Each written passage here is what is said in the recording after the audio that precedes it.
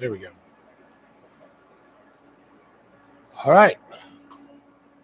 Now that everybody left, if you guys are rewatching this at some point, I'm going to wait till we get a couple people in before we start. We got a brand new arc shot cam that's actually working now. So I'm going to run a couple demos using the new arc shot cam. It's not mounted to my hood anymore. I've got it mounted to the torch. It's a little awkward to use. We can get a lot better picture on stuff now. Excuse me. So, in case some of you guys aren't in the loop, obviously we had a couple Monday holidays, which, to be honest with you, I'm not going to do the live stream on holidays. But I got COVID pretty bad for like 2 weeks. We had a couple weeks of Monday holidays, and then we actually sent in the arc shot cam to have it looked at. Melt Tools took a look at it. They said the camera was defective, and they were having the same issue we were with the high frequency interference. So they rebuilt the camera. We got a new cam, and I've got about 4 hours of weld time on it. Haven't had a single cutout issue. So we might actually be able to showcase what the show was all about in the first place. All right. There's only 5 of you in here, but we'll go ahead and get started. Like I said, we got the new arc shot cam. I've got it dialed in where you guys can see a little bit better. I'm still trying to get it dialed in. Being by myself, it's kind of hard to look over and adjust the camera at the same time. So we're getting there. Mountains, it's been a minute. I think it's been close to a month and a half or 2 months. We're back. Let's try cam for the last. What's up, James? Good to be back, guys. Knocked me down pretty bad. I'm still not 100% recovered from COVID. Didn't have any breathing issues, but it was all like severe body aches and mainly like head stuff. Like I'd get real bad vertigo with bright lights or like moving, and even still welding aluminum kind of. I make 5 or 10 minutes worth of welding, and I start getting real. You see me fall over, that's the reason. Let's go ahead and switch to the arc shot cam picture-in-picture. Let's show you guys this new arc shot cam.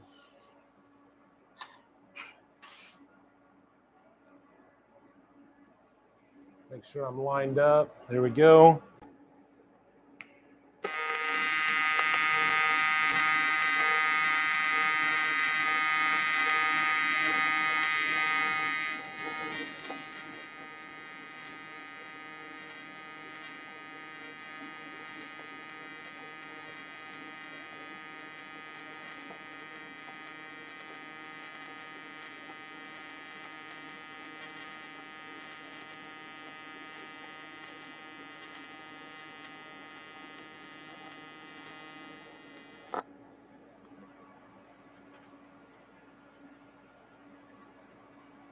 I think that's being mounted up on the hood videos, so I can go back to the camera.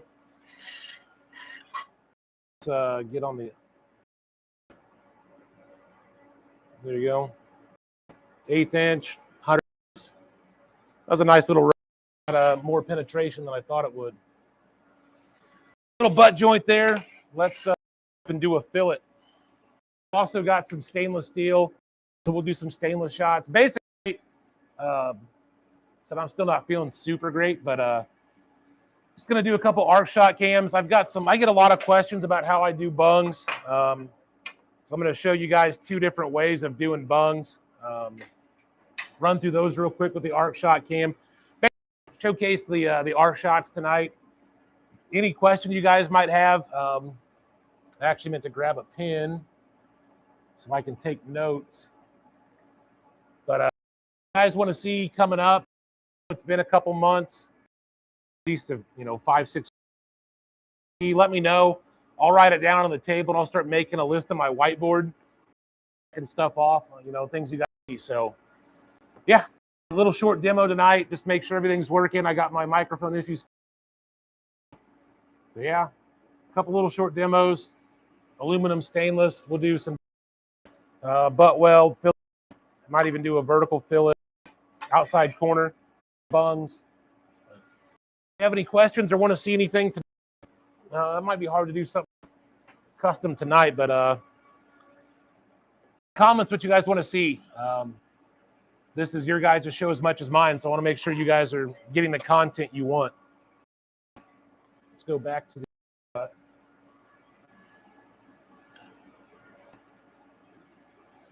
now I do have to hold the torch a little awkwardly.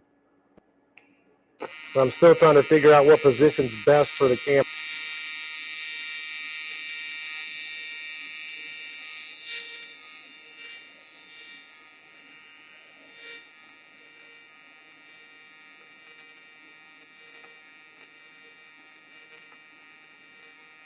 A little cold on this run. It's not really sinking in like I'd like, but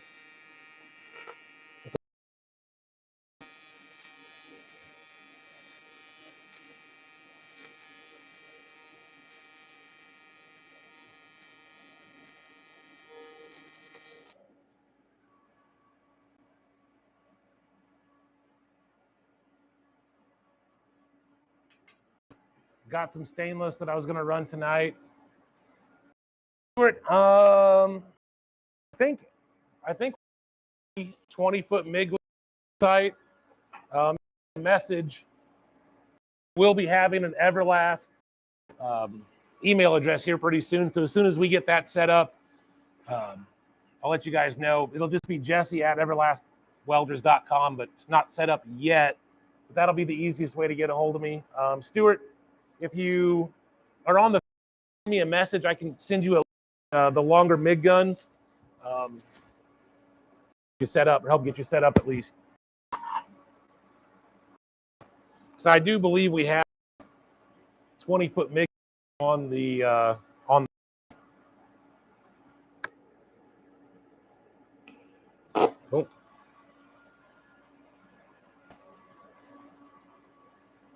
I think my rotate. There we go. Still in there. I thought maybe the camera rotated a bit.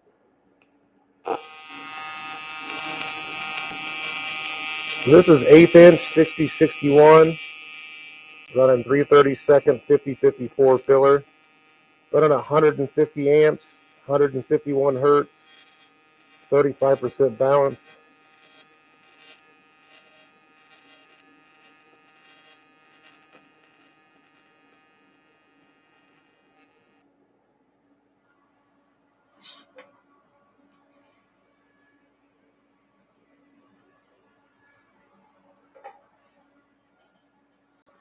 Hey, Derek. Yeah, we're just going through.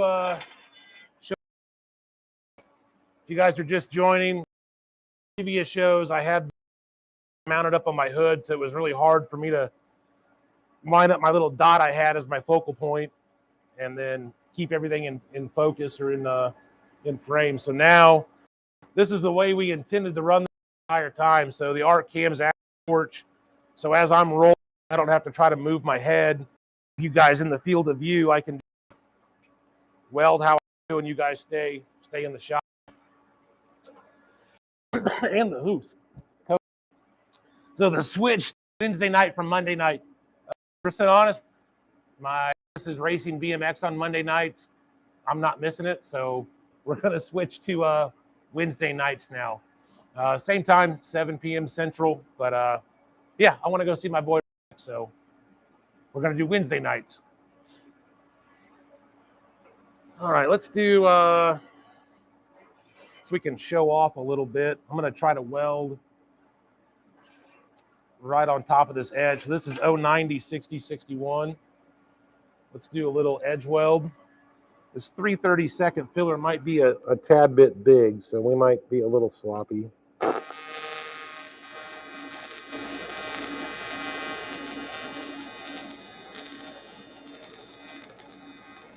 This little edge build up.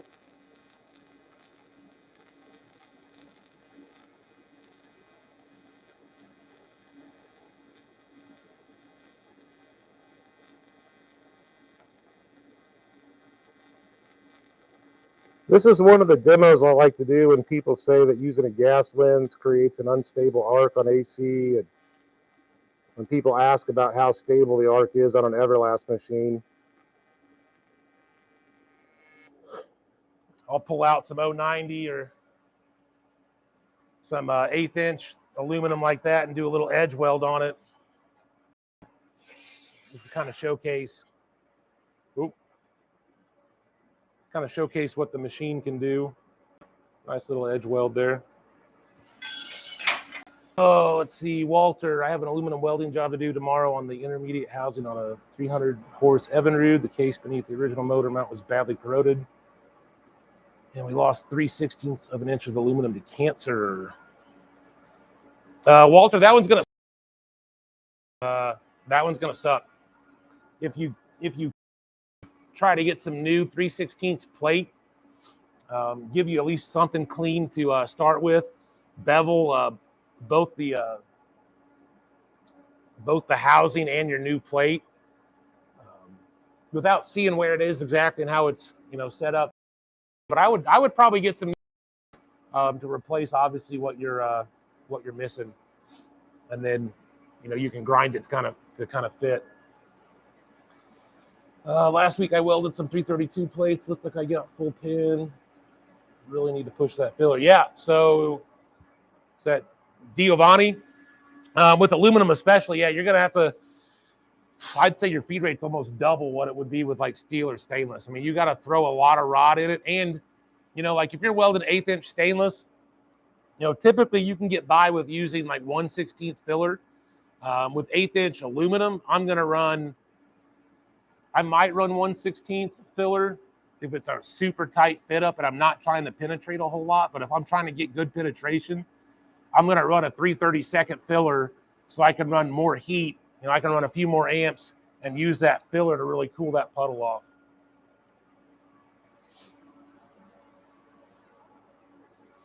I haven't tried this yet. I haven't tried to position a plate vertically yet. So let's see if I've got enough hand room to do that. I'd have to, I'm going to have to reposition the camera for that.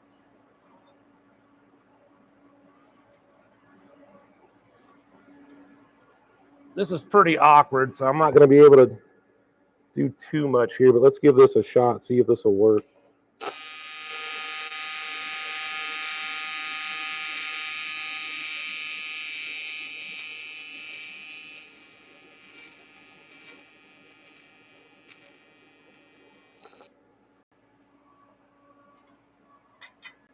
Yeah, it wasn't too bad.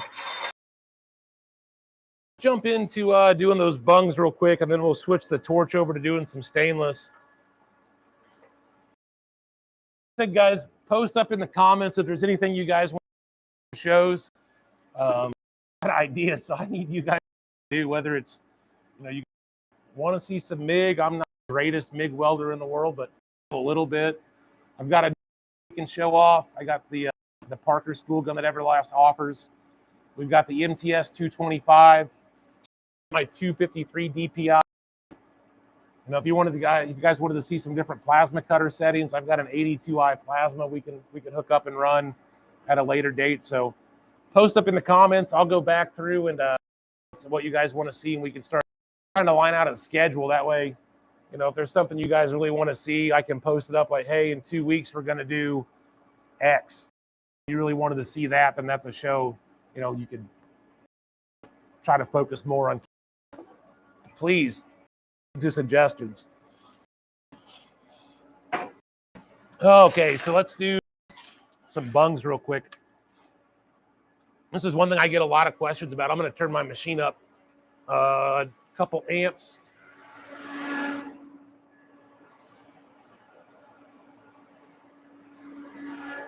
So we're going to stay at 151 hertz. I'm going to go up to 201 amps. We'll run this bung. I'll run one flat. I see a lot of guys run bungs flat, and you're turning the piece, or sometimes you'll try to run halfway around and then reach over the top and run halfway around. And there were certain intercoolers I did where that was the best option. But if you can, I'm going to show you a much better way.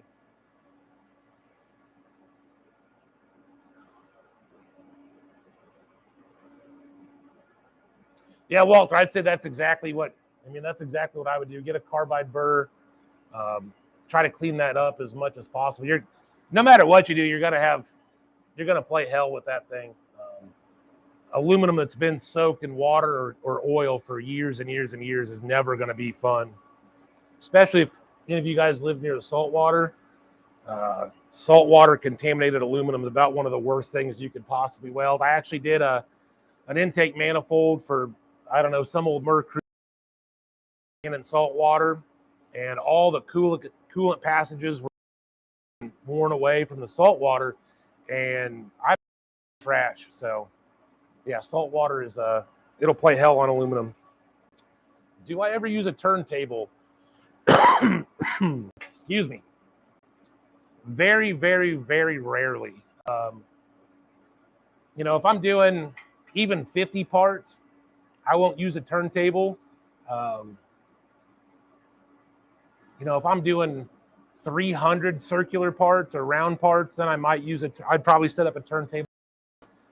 For smaller runs, though, like runs under 100, by the time you figure out the positioning, you want the piece in, you figure out how to clamp it up, you figure out your rotational speed, the amperage, it would have been faster just to run the damn thing. At least in I haven't ran a turntable a whole lot.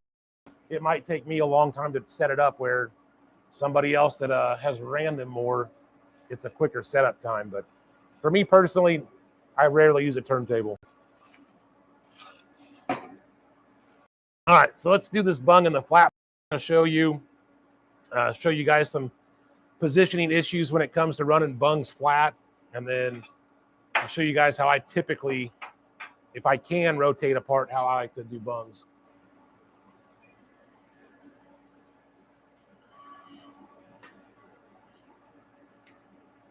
All right, let's get started. I saw someone ask what my balance was set at.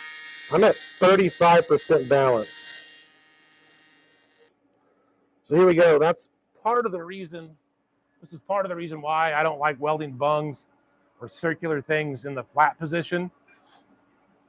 Because what happens is you can only get, with the camera on the torch, I can't get quite as far as I normally would. But generally speaking, you're going to be a little bit under a quarter of the way around the bung before you have to reposition. So you're going to have at least 5 restarts, even on a small, or 5 runs, so 4 restarts on a small bung like this. Let's go ahead and get back to running it.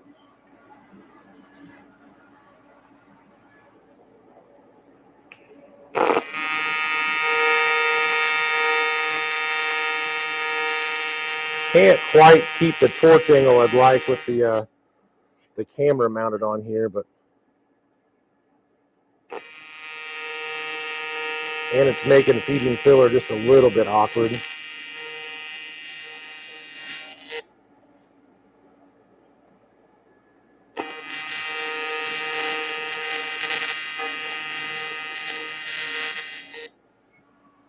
Whew. Yeah, Derek, let me, I've got a couple more plates I can grab real quick, and we can do an underfill versus overfill. So let's switch over, see if you guys can, so you can kind of see how when I welded this in the flat position, the weld kind of gets, it's very angular, like angle around the bung.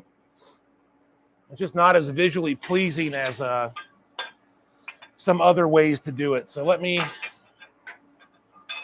show you typically how I like to run bungs if I can. Make a little tack here.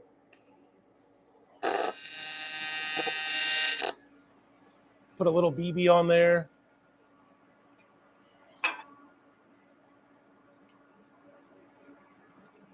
And just press this bung. Ooh. Right in that little spot of filler I just put down. Melt it in. Do another tack real quick.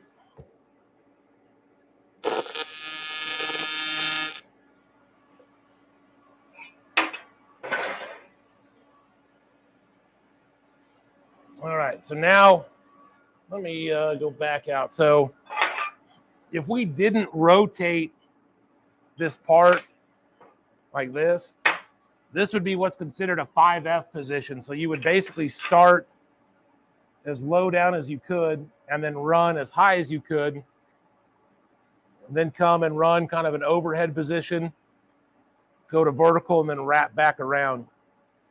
And so that's one of the certifications I have is a 5F 5F cert. It's a pretty tricky little one. It's not terribly bad, but getting the position correct can be quite difficult to figure out at first. Now, I'm not going to be able to run as far as I'd like again, just because of the torch position with this camera, but this is typically how I like to run bungs on parts if I can. So I'll start pretty low down here. And I'm not going to be able to roll over the top as much as I'd like. But then I'll rotate the part down. Make sure you guys can see that. Rotate the part. And then same thing, start as low as I can.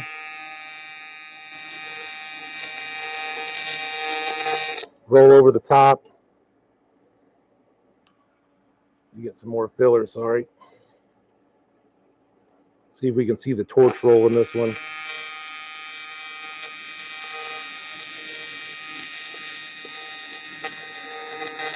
So normally I try to roll the torch more. The camera mount's buttoned up on my hand, so I can't roll the torch as much as I'd like.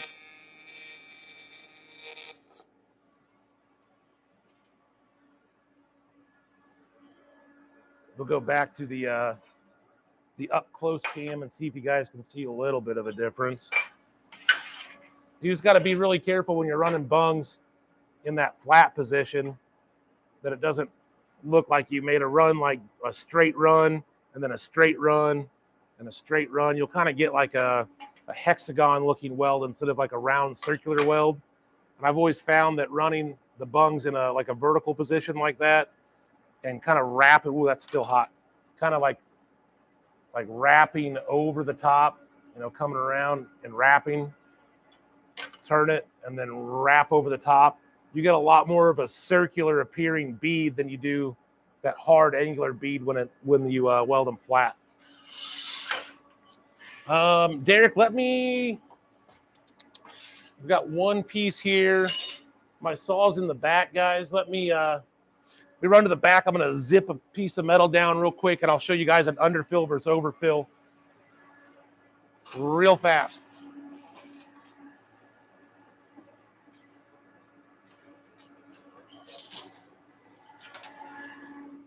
If you're wearing headphones or have your volume up real loud, you might want to plug your ears for a second. It's going to get loud.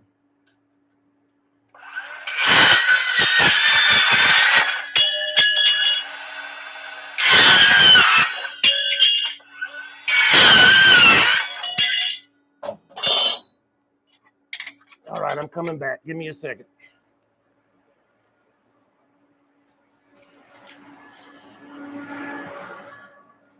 All right.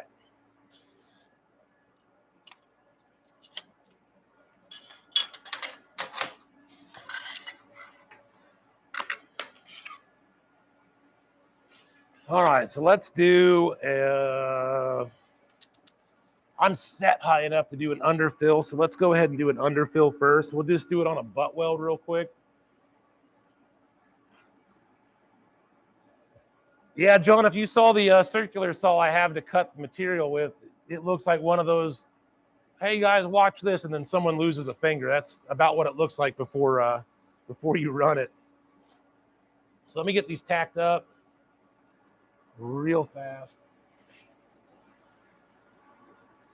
Yeah, Stuart, if it's a bigger bung, having some especially 6061, having some preheat in it will get some of the moisture out and make it a lot easier to weld, a lot cleaner to start.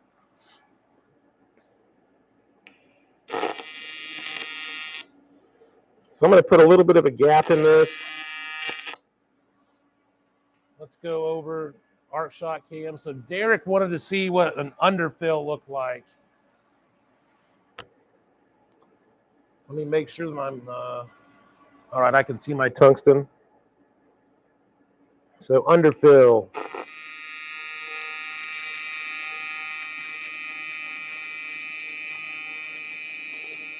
See, we're keyholing. A real big keyhole.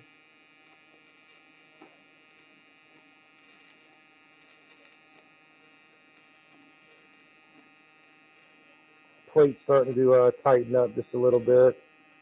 Add some more amperage.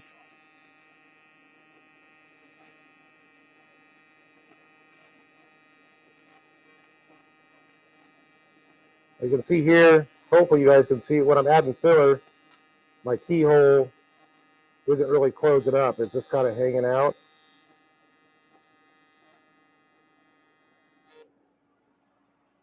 So that's a sure sign that we're getting max penetration.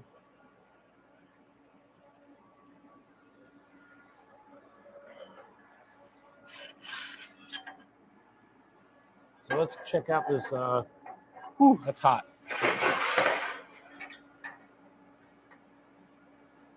All right. Oh, hung up. There we go. You can kind of see the penetration on this, like the underfill, isn't very smooth. And even like trying to underfill it, you won't actually get, even though we had that, even though we had that keyhole the whole way, you can kind of see right there in the middle, we really didn't get that good of penetration, even though it was a huge keyhole. Also, the bead is very, well, even trying to do a bad weld, it's still kind of tough. This really isn't that bad, like up here when I was a little bit colder. Down here, it's definitely flat, and it looks very gray. Just not quite enough, kind of overheated the filler. So now do an overfill pass where I'm just throwing rod into it as fast as possible. I'm actually going to jump up to 1/8" filler. Probably should have gone down to 1/16 on that underfill, but I digress. All right, let me tack this up. We'll go to the arc shot cam. Yeah, Derek, the Tillman 25Bs. If you guys haven't used the Tillman 25B glove, these are my favorite. They're deerskin. They don't offer a whole lot of thermal protection, to be quite honest, but man, the feeling you get and the dexterity with your fingers is second to none. They are my favorite glove. They're super soft. They're super supple. But when you, on some of like the cowhide gloves, when you burn the fingertips, they get super stiff. Or if you got, you kind of get a knuckle, you get too much heat in the knuckle, it'll tighten up, and then you kind of get that, stiff fingered. The 25Bs don't do that, and that's why I like them. They don't ever get hard and stiff. All right, let's go. So we're gonna do an overfill now.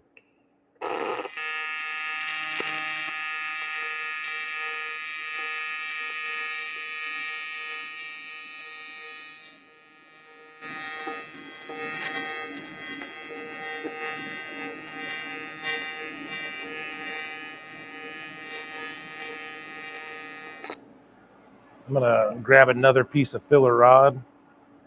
So I'm gonna go back down to 3/32.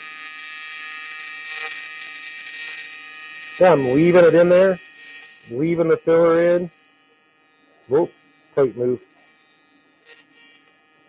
Leaving the filler in. So what we're gonna get here is we're gonna get a very sharp toe. Whoop. Let me switch back. We're gonna get a very sharp toe on the edge of the weld. So we're gonna have a very hard edge to it.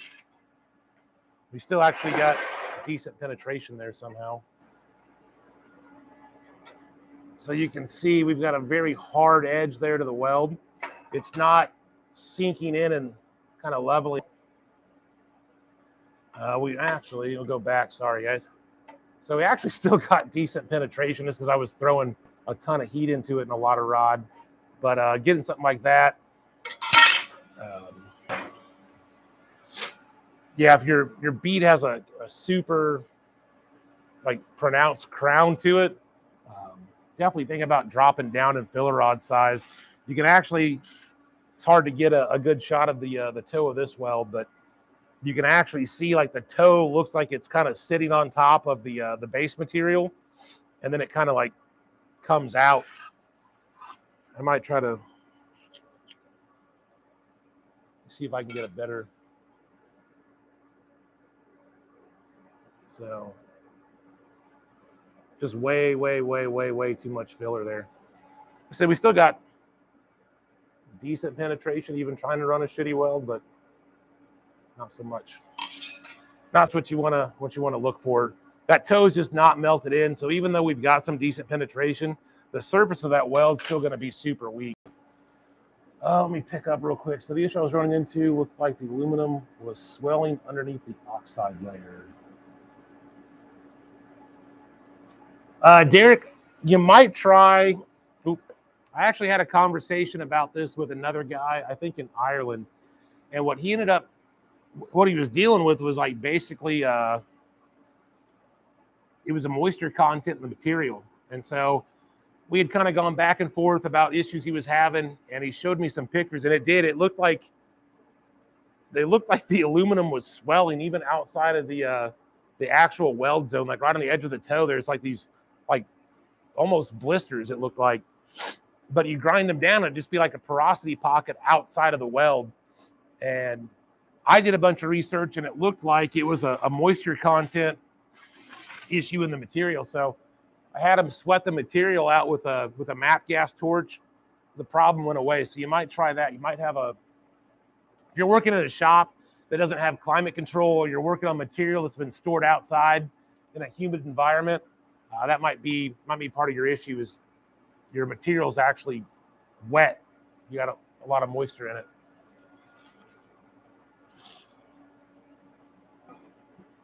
Richard, any suggestions on doing bung/drain plug on pontoons? Clean it a lot. I mean, try to get. Sometimes the oxide layer on those pontoons is super thick, and you'll even get a little bit of a corrosion underneath the top oxide layer. So you'll start grinding it, and the aluminum will look pitted, especially if it's been in the water for a really long time. You'll have a pretty heavy oxide layer. Typically, I don't like to use a flat disc on those because it does seem to kind of run the oxide and the dirt into the material. So I'll use like Scotch-Brite and just kind of buff it off like on a 4.5-inch grinder, get some of those Scotch-Brite pads and buff it down pretty good.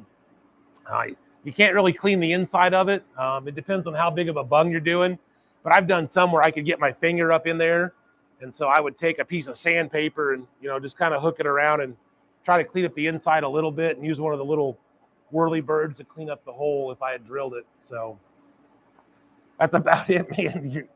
Anything on boats, guys, anything on boats is pretty much going to be a pain unless it's a brand new construction. Like you're building a mini jet boat, even then it's going to be a pain in the ass. But you just take a lot of time and clean it up. Yeah, Dick, I'd say you're probably dealing with a humidity content. I'd try if I don't have any cold aluminum sitting around, but even like 1/8-inch coupon, if they're sitting around in a shop and you take a propane torch to them, you'll see them almost instantly moisture out. So if it's something that really matters, it's a critical component. Like I'm doing a lot of aerospace stuff now, so critical components, a lot of times we will sweat them out just to ensure that all the moisture is out. Any little dust or debris that's in the joint will kind of burn out. You'll kind of see the little spark as you run the joint, and that's just dirt and stuff that was in the joint. So I always recommend sweating stuff out, not so much preheat, just getting the moisture content out of the material. Always a good. Switch over to doing some this real quick. I'm gonna have to around on my torch.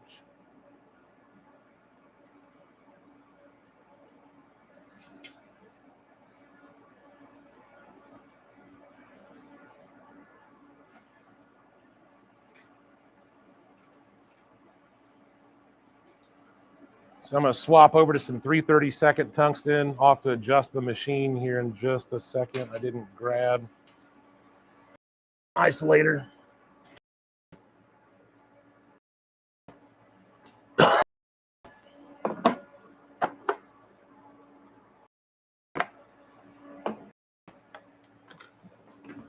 Just as a topic conversation real quick, is anybody watching? I know there's 30 people right now, 29 people. Is anybody going to Fab Tech this year in Atlanta? Actually, John, I've got one of you guys, one of the viewers, actually has some anodized tubing he's going to send me so I can do an anodized demo. Anodized tubing isn't real popular around here, so it's kind of a special order deal and pretty expensive. But I guess he's got a bunch of scrap cutoffs that he's gonna ship out, and then we can do an anodized. I'd have to double check the dates again, Josh. It's like November 8th, 9th, and 10th or something like that. It's just 3 days this year, but Tech last booth 3 days the whole time. Welding demos. I'm going to be doing a couple. I'm not for sure. Planned out who all we're going to have.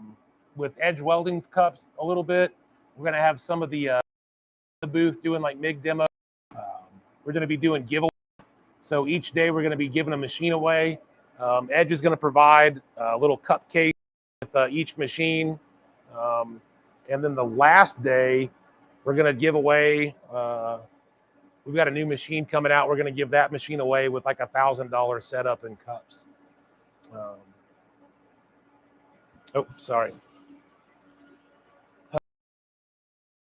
There's ProStar coolant. It's just readily, it's basically a coolant. And I've had a coolant related torch. I had a torch issue in like years now, but I always run either the Miller coolant. That'll be the Miller. Their coolant is actually really good. I've used it for years. And then the ProStar coolant's very good. I thought it was 8th, 9th, and 10th. Yeah. All right, let me change my machine over. Gas flow up. We'll run a little bit of stainless for a second.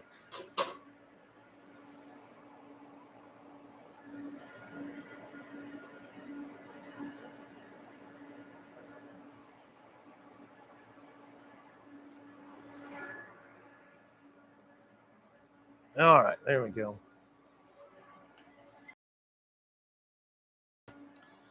Yeah, if you guys come to Fab, say hi. Like I said, I'll be there all day, every day. Info on magnesium. Be very careful with the don't steel dust and magnesium dust. Let me find some. I'll try to find some magnesium, Sam. That's a good one. I actually haven't had any questions about magnesium for a while, so that. Let me look around and see if I can find some here locally. But whether it's a project somebody's working on, like a clutch cover, an ignition cover for a motorcycle, or like a valve cover for a Suzuki, like GSXR or something. I'll see if I can find some. That would be a good one. Actually, if you guys want to check out somebody that does a lot of magnesium and does a really, really good job, he's actually one of the Everlast team members. Let me show you his Instagram account real quick. Give me a second.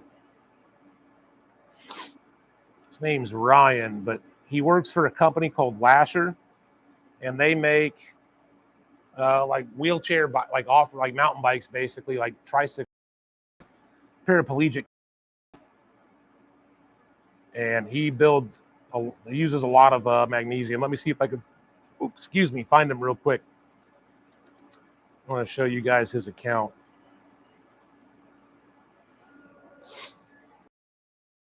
So RDA Fabrication. Sam, look this guy up. Look up Ryan. Does a ton of magnesium. Super, super, super impressive weld. Filler, I go through AWG for everything now. So I go through AWG. I know they've got magnesium. I've asked them for it. You know, I don't think Prax normally. So it'd be a special order thing from most suppliers, special order. But I mean, it's not for rare or something. It's not like this 7075 aluminum filler rod that I found. All right, let's get these tacked up real quick.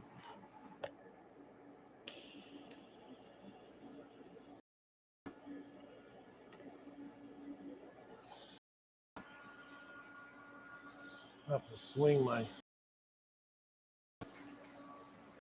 So we're going to run a little foot pedal pulse, some straight amperage. Just kind of show you again. I can't really hold my torch the way I'd want to, so this might not come out as nice as I would prefer it, but we'll give it a go. So we'll start off straight amperage, not like our typical aluminum. So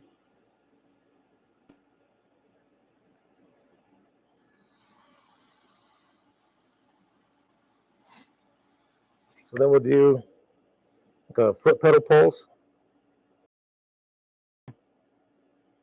Roll into it, back off.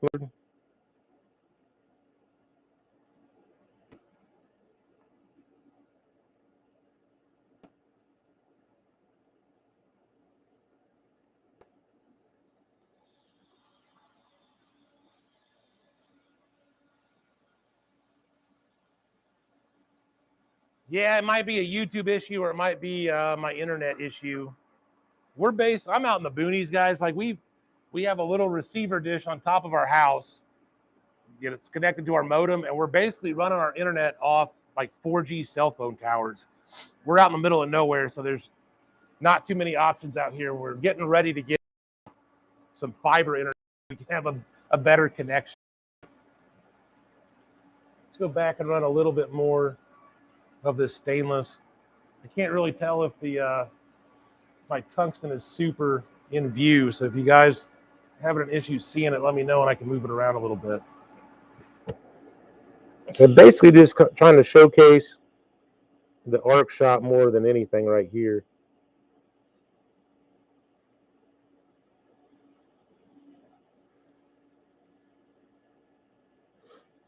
So we'll run a very low amp run.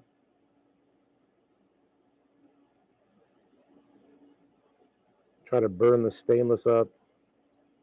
I'm probably running 60 amps right now.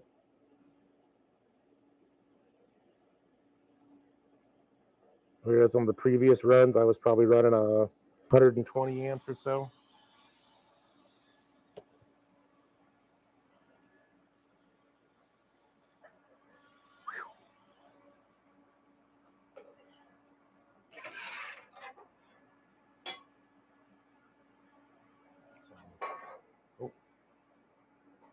So yeah, there we go. Kind of our straight amperage run real quick. The foot pedal pulse right here. Back to like a straight amperage run. And then little run there. Josh said, as of about a week ago, yes, I am now on board part-time with Everlast. So I'm going to be taking like customer calls. So if you guys call in and need help with like setup on a machine, I'm going to start dedicating like a day or two per week to be on the phones, available for customers to call, deal with like technical issues, setup issues, just general customer support. More so, my position is going to be on the marketing side. Our camera guy that does all the camera work for our videos, we're actually doing like a machine, not the live stream videos. We've got another, basically our marketing department. So I'm going to be helping him out with some stuff. As of basically last, I am part-time employed by Everlast. All right, Walt, I know I can set up like different like programs. I actually hadn't ran any stainless with the new settings on the arc shot cam, so that's something I'll try to mess with here and adjust the brightness on that.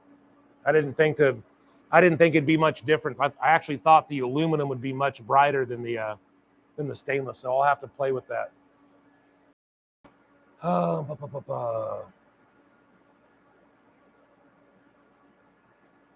Let's see.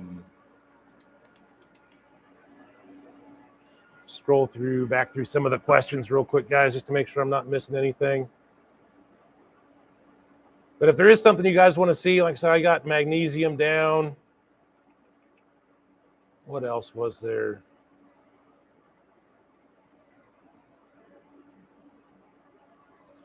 Yeah, I got magnesium down, so I'll source some magnesium. I write that down.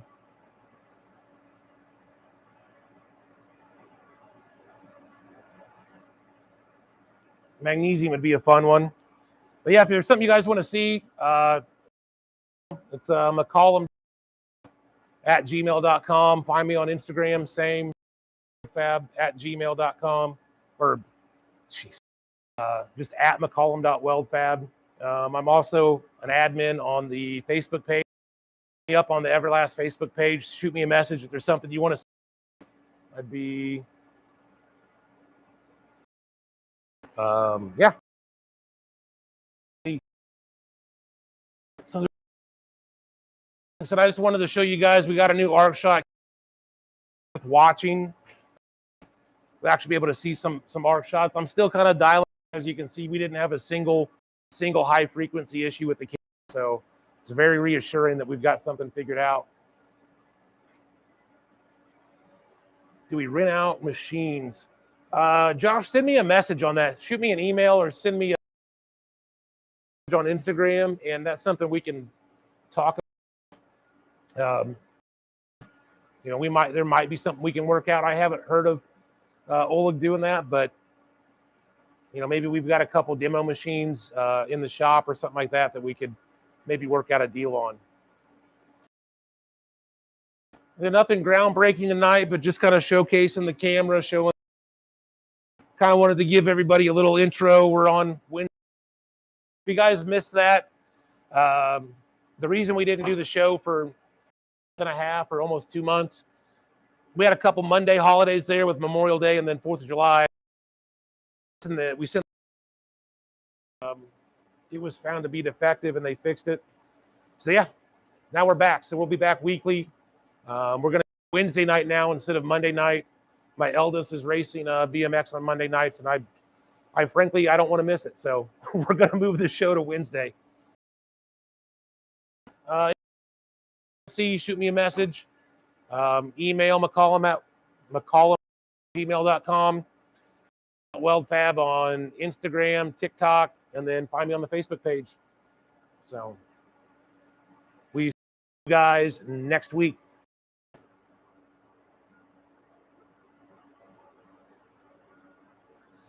Yeah. Oh, real quick, Richard, COVID the next week. Well, next week was up here, which really sucks because that should have been a really fun weekend, but I was not feeling it at all. There's a couple other videos, well, you'll hear me talk like yeah, it wasn't into it. I was into it. I was just trying and didn't know it yet. So yeah, see you guys next week. Thanks for coming.